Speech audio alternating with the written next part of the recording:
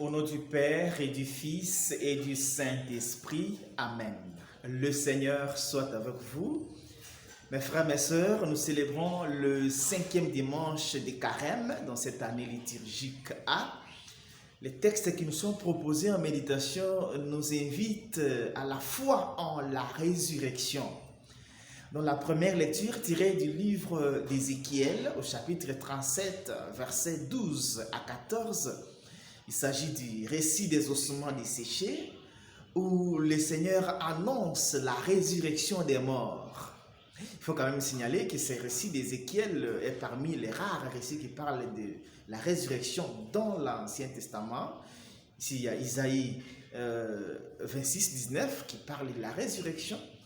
Il y a Daniel 12, 1 à 3 qui parle aussi de la résurrection. Et 2 Maccabées 7, 9 qui parle aussi de la résurrection. Ces récits d'Ézéchiel donc montrent que Dieu est capable de susciter la vie là où il y a la mort. Dieu est capable de changer nos situations de détresse en situation de joie. Il est capable, comme il annonce lui-même, d'ouvrir les tombeaux pour en sortir les morts. Nous sommes invités donc à croire à l'impossible. Croire à l'impossible.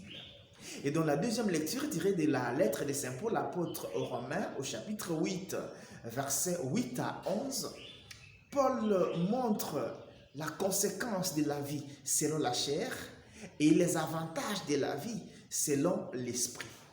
La chair nous entraîne au péché, et à la mort. L'esprit, nous rappelant la loi du Seigneur, nous mène à la vie et à la résurrection. Et si nous avons reçu, comme nous avons reçu l'esprit de Jésus, c'est sûr que celui qui a ressuscité Jésus, comme dit Paul, ressuscitera aussi nos pauvres corps, avec un corps glorieux. Nous avons donc intérêt à nous laisser dominer, fasciner par l'esprit pour avoir part à la résurrection. Parce que dans notre être, il y a comme une guerre permanente entre la chair qui nous tire vers le bas, vers le mal, vers le péché, et l'esprit qui nous élève et qui nous tire vers le haut. Et donc l'esprit sème en nous l'immortalité, alors que la chair nous entraîne vers la déchéance, vers la mort. Et dans la lecture de l'évangile tirée de Jean 11, 1 à 45, c'est la résurrection de Lazare. Ce texte a beaucoup d'enseignements. 1. Quand Jésus parle de Lazare à ses apôtres, il dit « notre ami Lazare ». Ça signifie que Lazare s'était fait ami à Jésus et à ses apôtres, jusqu'à ce que Thomas dira « allons mourir avec lui ». C'est-à-dire qu'il était familier à Jésus et à ses apôtres. Lazare avait déjà compris qu'on ne perd rien en soignant les sociales, en soignant la relation. Il ne s'est pas limité seulement en relation sociale qui est le plus grand capital qui puisse exister, la relation sociale. Lazare a cru en Jésus. Il a accueilli comme maître, voie, vérité et vie. 2.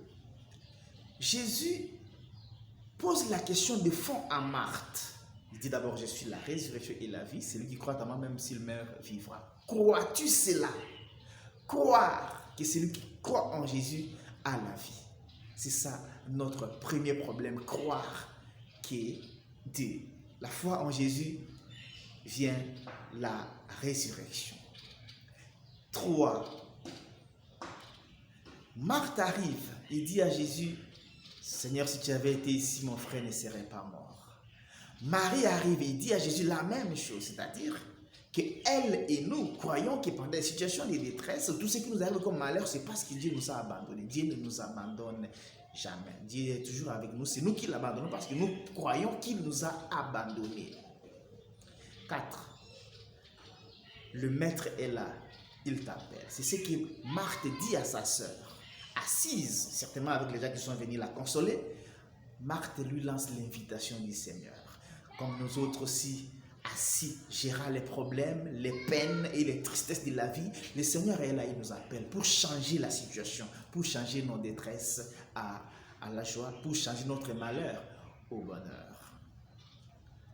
5. Jésus aime Lazare plus que Marthe et Marie. Comment? Quand Jésus va au tombeau pour faire sortir Lazare, Marthe lui dit, non Seigneur, mais il sent déjà. Donc Marthe avait déjà vu la limite qu'il y a entre elle et Lazare. Mais Jésus s'est montré, c'est lui qui aime encore Lazare. Et il est plus proche des gens qui nous plairont que nous-mêmes. Jésus est celui qui nous aime plus que ceux qui nous aiment. Que le Seigneur nous aide à croire en la résurrection, qu'il augmente notre foi en la résurrection et qu'il nous aide de vivre en conséquence, c'est-à-dire vivre selon l'Esprit de Dieu. Bon dimanche à toutes et à tous et que Dieu Tout-Puissant vous bénisse, le Père, le Fils et le Saint-Esprit. Amen.